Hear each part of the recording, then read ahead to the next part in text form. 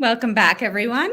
I'd like to introduce our next speaker, Joshua Teitelbaum, Senior Counsel at Akin Gump. Josh used to serve as a Deputy Assistant Secretary for Textiles, Consumer Goods, and Materials under the Obama administration. Josh helps Fortune 500 companies and brands. Let me restart. Josh helps Fortune 500 consumer brands and their trade associations navigate Washington's most difficult issues. He assists clients in developing effective policy responses, political strategies, and communications messages to achieve favorable outcomes that support their organization's mission. And I know a lot of people have been excited and had some policy regulation questions throughout the day. So hopefully Josh will be able to answer some of those. And then if not, we do have some time at the end, hopefully, for questions. So thank you so much, Josh, for joining us. Absolutely, Nicole. Thank you so much for having me. I am so excited to be here and to join the conference today.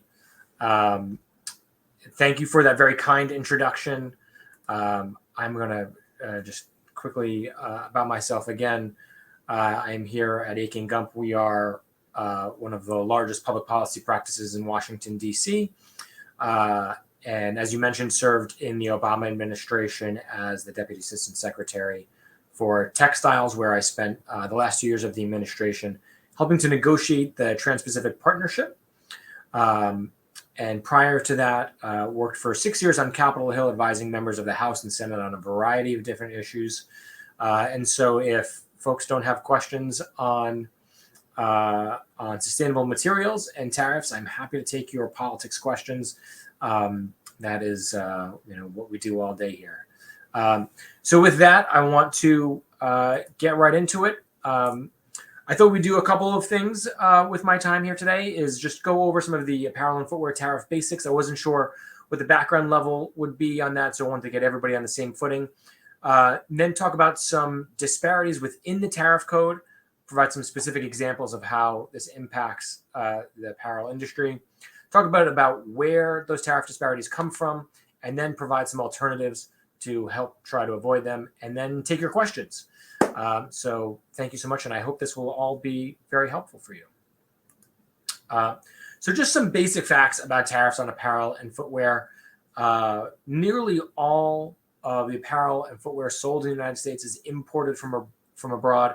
95% of apparel and 98% of footwear comes from somewhere else, meaning that unless you are importing under a special program like a free trade agreement, then it is going to face a tariff. In fact, 83% of imported apparel and 97% of imported footwear pays the full tariff. Now, for most products, that would not be an issue, but the trade-weighted average tariff on apparel is almost 13%, but on specific products can peak as high as 32%.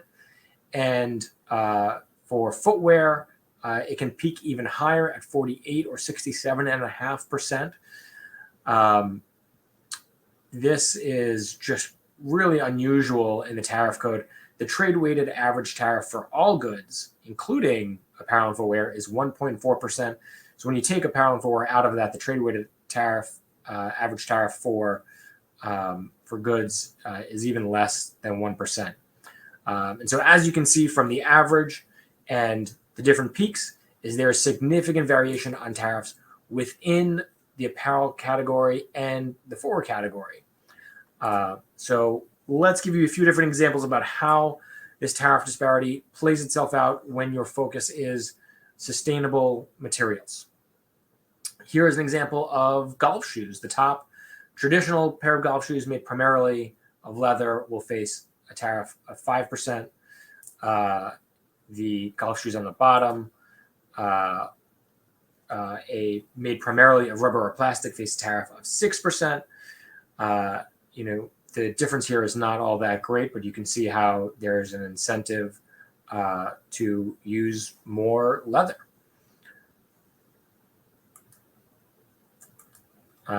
These are pairs of tennis shoes.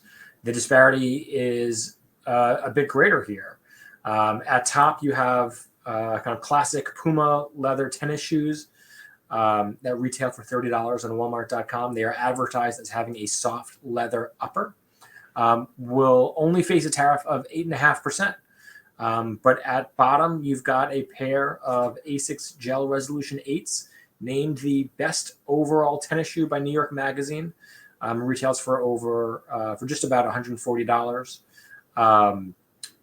And faces a tariff of 20%. So again, a tariff structure that discourages the use of more sustainable materials. We see this disparity again in men's overcoats. Leather jacket facing the lowest tariff all the way up to a jacket, man-made fibers that is over 28%. And last, tariff disparities in women's suits. Women's suits made primarily with wool or more than 23% wool would face no tariff, while women's suits of polyester would face a tariff of almost 15%. And so this is the point of the presentation where I admit that I am almost certain the Akin Gump IT team was very concerned about all of my shopping as I was collecting these images for you, but that is the kind of sacrifice that I was willing to make. I'm going to share those complaints with Nicole after the presentation. I share these examples as a way of illustrating that there is a systematic tariff disparity in the HTS code. Tariffs generally encourage engineering by designers and brands to minimize their tariff liability and therefore encourage the use of animal inputs like leather and wool over more sustainable products like cotton or other innovative man-made fibers. This, of course, is not intentional, and this kind of systematic tariff disparity plays itself out in other ways. Apparel tariffs are higher on lower-end products rather than luxury goods. And as a result, the tariff burden on families' budgets is higher on lower-income families rather than the wealthiest Americans. Apparel tariffs are higher on women's wear rather than men's apparel. And when you combine these things, it means that the tariff burden is highest on single mothers compared to single individuals without children or married couples with children. And we happen to have some of this analysis at the ready because the Trade Commission, the International Trade Commission, is in the middle of conducting a study on the distributional impacts of trade, and they just finished accepting their comments on Tuesday. So we have just completed some of this analysis. How did this come to be? The modern tariff code ultimately derives from the Smoot-Hawley Tariff Act of 1930, and then the subsequent tariff cutting rounds of the GATT throughout the 50s, 60s, and 70s. And while the U.S. cut tariffs on most goods nearly to zero, peaks remain in those areas today that were sensitive 50 years ago, like apparel and footwear.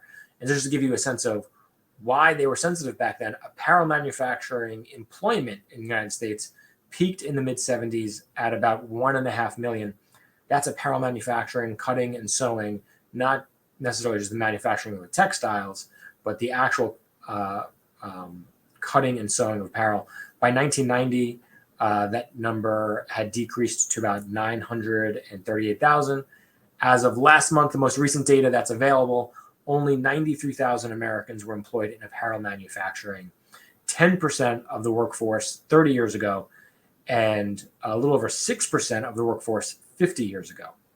So obviously, there's been a dramatic change in the workforce. We just simply do not do a lot of this here, yet we are still stuck with a tariff structure that was intended to protect this sector and this industry. But you do not have to pay the full tariff if you can qualify your good for import using one of the 14 free trade agreements that we currently have enforced with 20 countries. I've shared those here. They tend not to be the largest sources of apparel. Mexico, CAFTA countries, these are some of the larger sources of apparel inputs that we have free trade agreements with. But there is, of course, a catch, which is the yarn forward rule of origin. which means that if you want to qualify for the duty-free treatment under this free trade agreement, then the yarn spinning forward needs to happen within the parties to that agreement. So the yarn spinning, the fabric, knitting or weaving, and then the final assembly would need to happen in the United States or the FTA partner country. Now, each agreement is a little different. It has some exceptions, including in some cases what's called a short supply list that identifies inputs or yarns and fabrics that are in short supply between the United States and that country, and therefore might be allowed to be used and still have the finished good receive the duty-free treatment. But again, that gets really into the weeds. But each agreement is a little bit different, and some of those exceptions do exist. And of course, I'm happy to direct folks to kinds of resources where they can find out some of those details. Another alternative to free trade agreements are our preference programs. There are several of these that I wanted to highlight. One is the Generalized System of Preferences, which is a program created in 1974 to offer duty-free treatment to goods from developing countries. But unfortunately, as a program that was created in the 70s, when we still employed over 1 million people in apparel manufacturing, apparel and footwear is statutorily prohibited from the agreement. So we're not quite there yet, but there are other programs based on the GSP, like AGOA, the African Growth and Opportunity Act, which was established in 2000 and does offer duty-free treatment for apparel from certain countries from sub-Saharan Africa. And it allows for the use of third country fabric, meaning fabric from outside the United States and from outside sub-Saharan Africa. It has to come from other lesser developed countries. The catch here is that you need to get on the bandwagon using it very soon, because it will expire on September 30th, 2025. And whether or not it continues remains an area of debate. Congress, as some close Congress watchers know, or just the general public, is Congress does not really act without a deadline, and it doesn't really act until it's on that deadline or even past it. And so Congress is only handling what's in front of it right now, and I don't expect that they will get into the weeds of this until 2024, 2025, sometime next Congress. But it is not at all a sure thing that this program will get extended. And so if it's something that you use or would like to use, I recommend getting involved with some trade associations who are focused on it. Which leads me to the Caribbean Basin Initiative and the Haiti Hope programs, which is similar to AGOA and offers similar benefits for apparel that is made mostly in Haiti. Is a program that's primarily used by manufacturers in Haiti. It offers duty-free treatment for apparel assembled or knit in certain Caribbean countries, subject to certain caps, although there are no limits on bras, luggage, and certain towels, headwear, and sleepwear. The Caribbean Basin Initiative requires the use of U.S. yarns and fabrics, but the programs for Haiti allow yarns and fabrics from any country. But like AGOA, will expire in September 30, 2025 as well. And so wanted to review some of these options so that everybody can be able to access the U.S. market and minimize their duty liability. So just to recap, tariffs on clothes and shoes are unusually high, and tariffs on specific clothes and shoes unfortunately encourage the use of animal products over more sustainable fibers. All of this is a legacy from a set of policies from 15, 60 years ago that have very little to do, of course, with what our modern mission is to encourage the use of sustainable, more environmentally friendly inputs. But there are duty-free opportunities if you look closely for clothes and shoes, especially if they're imported from certain lesser developed countries like Haiti in sub-Saharan Africa, or if you can use all of your inputs from the United States, Mexico, and Central America, there might be options there as well.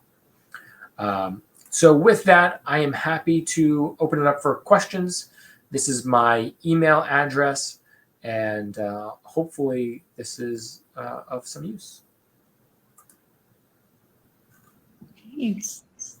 Thank you so much, Josh. We've got some comments already where people are very excited and want to print out the presentation and watch it again because there's so much useful information.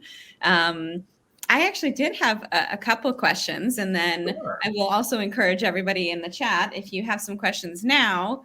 I don't even know if I want to ask Josh what his billable rate is, because if you ask those questions now, you're going to get the answers for free. And if not, I don't mean, it's going to be hundreds and hundreds of dollars. So you talked a little bit in especially the GSP about apparel and footwear being restricted. Mm-hmm. Does that apply to other accessories like belts or hats or bags? So it does not apply to bags. And so travel goods and luggage were recently added to the program in 2015. And so a tip of my hat to the American Apparel and Footwear Association. If folks are not familiar with that organization, they're a trade association for brands in the United States. They do fantastic work and were the champions behind expanding the program for, I think that was maybe the first time since its creation in 1974 that they were able to expand product categories in that way. So travel goods and luggage are now eligible for duty-free treatment under GSP. If you are, sourcing from the right country and have some other inputs. So, you'd want to research the details and make sure you've got all the, the right inputs. But travel goods and luggage are something you might want to take a look at. Okay, great. Thank you. All right, here's one question from Joey Pringle, who runs a factory in both China and Costa Rica. What are your thoughts on the long-term future between China and the U.S. in regards to lower tariffs? Will it get easier? Any inside future predictions? So this is a difficult question. The paradigm has shifted with respect to the U.S. Trade relationship with China and just the relationship more generally. For decades, the governing philosophy here in Washington with China was one of kind of constructive engagement and cooperation. With an underlying philosophy that if we increased trade with China, they would become more like us, want to engage in international rules. And, one of the legacies from the Trump administration, quite frankly, although, I think the conventional wisdom here and consensus was shifting prior to his election, is now one of, that philosophy was disproven, that, the administration in China, is now, was intent on, making the world's institutions, WTO, WHO, UN, reflect more of a Chinese outlook rather than a Western outlook. And so, I think we are, for multiple administrations, in for strategic competition. And that takes me to the current legislative climate. House and Senate right now are trying to reconcile the differences between what's kind of commonly called a China competition bill that would restructure how the United States federal government distributes scientific federal research and development dollars around trying to outcompete China. One of the provisions up for debate in that conference committee is about reinstating tariff exclusions from the tariffs that were imposed by the Trump administration.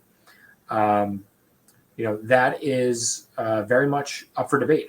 It's a priority for, quite frankly, Senate Republicans who had insisted that it be part of the bill, and Senate Republicans and Democrats both supported reinstating those exclusions. House Democrats in their bill do not include those provisions, and it is opposed by Ambassador Tai, who is the lead trade cabinet official in the Biden administration. Now, there is a diversity of views within the administration on this.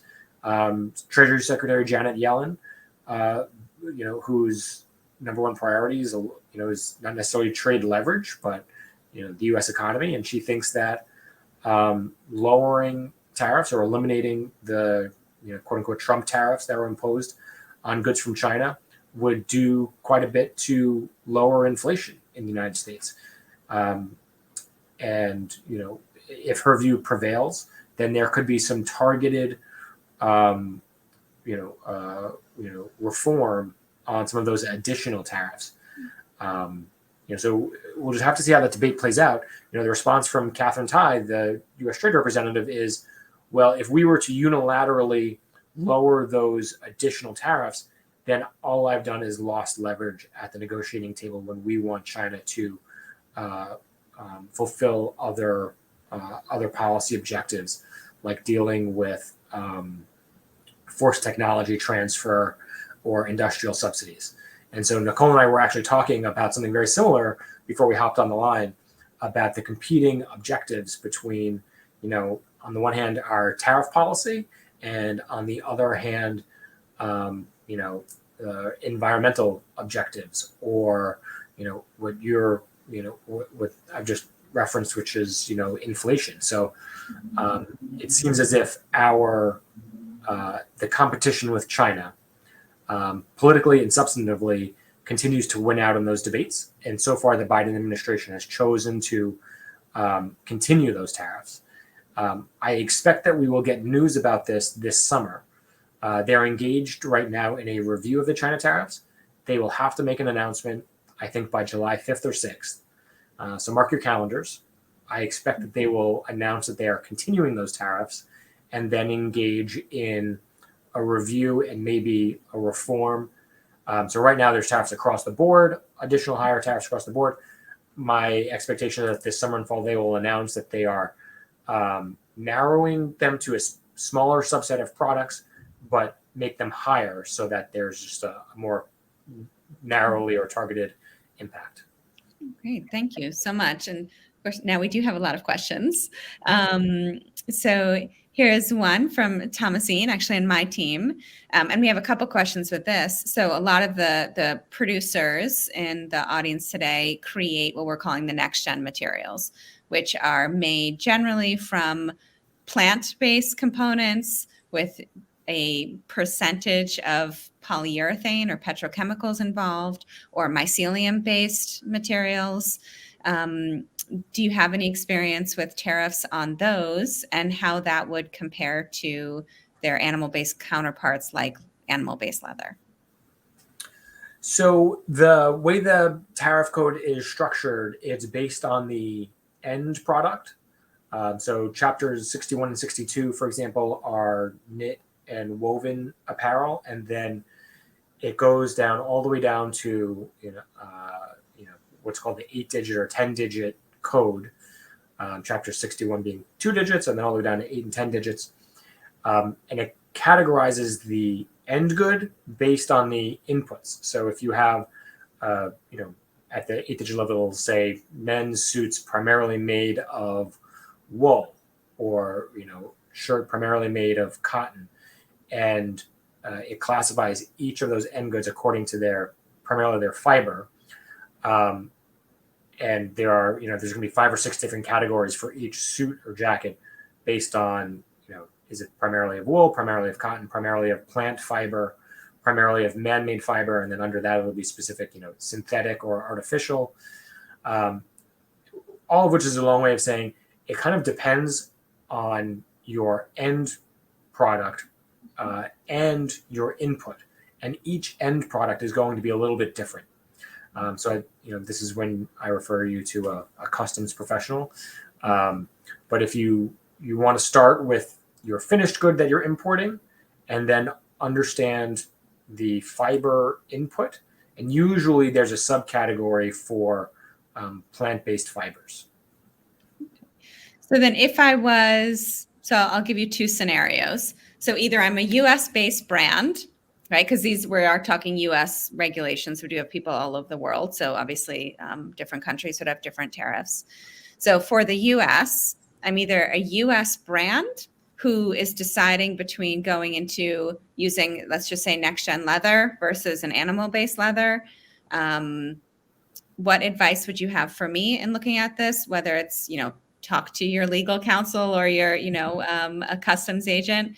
And then if I'm a material company and I'm trying to decide where to create my production facility, do you have any recommendations for me? Yes. So one, I would say certainly consult with your customs official, your customs consultant and legal counsel. A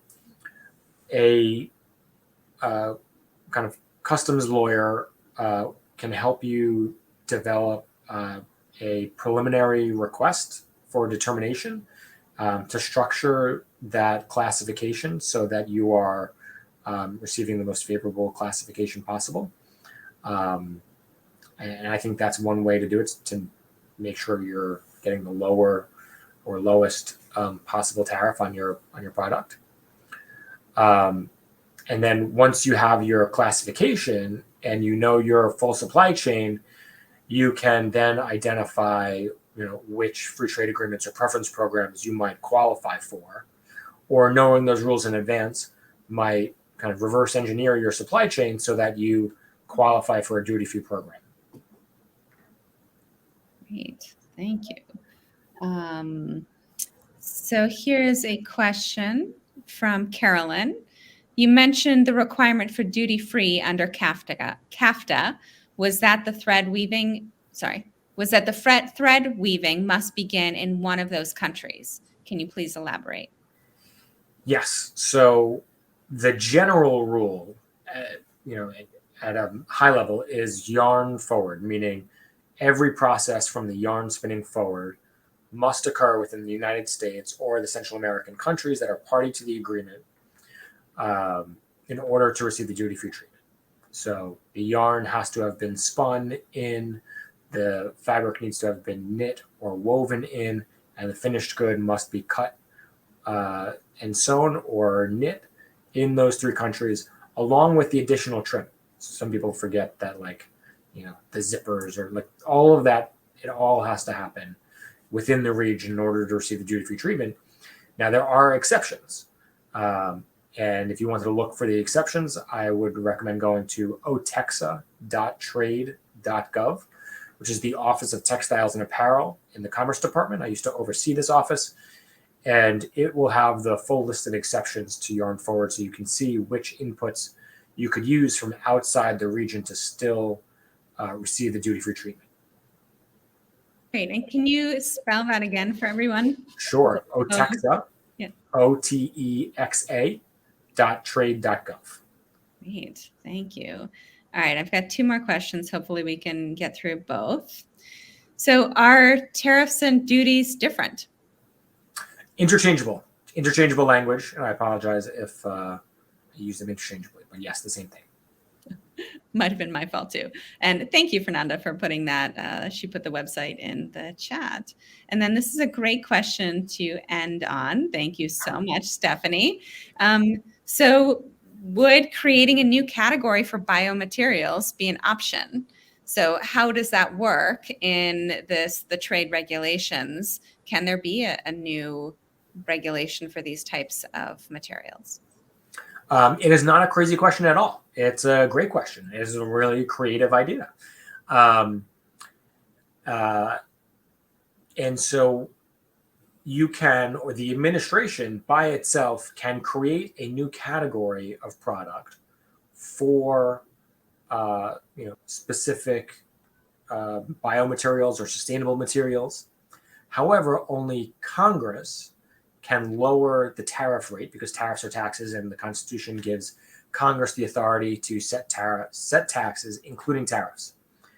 And there are a limited number of ways in which Congress has delegated authority to the president to unilaterally lower those tariffs and taxes. So the answer is the administration, the Department of Commerce, and in partnership with Customs and at the direction of the U.S. Trade Representative's Office, which is a kind of small agency within the broader White House office, could direct Customs to create this new classification, and then companies would classify their products under it, and it would really be for measurement purposes, because you'd still be paying the duty rate that classification falls into. And then it would require Congress to delegate some authority to the president, or to directly lower and set the lower tariff itself. But that would be potentially a two-step process. I just want to clarify. It doesn't have to be a two-step process. You could go straight to Congress and say, create this new category and, make it duty-free. But I think in practice, it would require having more data about the inputs, using that to help make the case to Congress to say, this is, why it's important to go ahead and do that. And Congress could look at that data and say, well, thank you. And, that's important for the case. And, I think Congress, rather than going in and creating this product category, which are kind of different, I think they would end up delegating some of that authority. But I think that's how that will work. Great. Well, thank you so much. And I know we're over time, but I really appreciate it, Josh. And just so everyone knows too, Akin Gump's been helping us out on some questions pro bono, and I greatly appreciate that. So thank you so much. It really is wonderful to have an expert like you helping out this industry. So right now we're going to have to take our normal 30-second break for our on-demand viewers, but we'll be back with our next panel in a few moments.